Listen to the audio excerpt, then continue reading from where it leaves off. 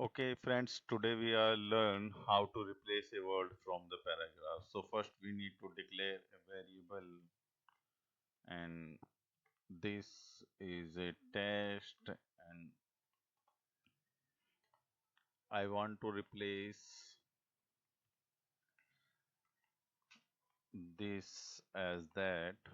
So first parameter in replace is search, and the second parameter is replace. Okay,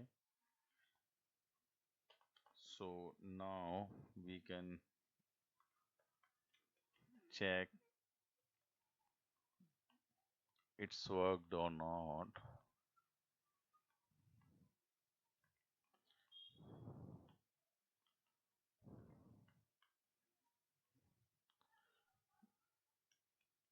Okay, now I'm going to, that's it. So this will be that now. Thank you very much watching my video. And if you want this type of video, please subscribe my channel and like this video. Thank you very much.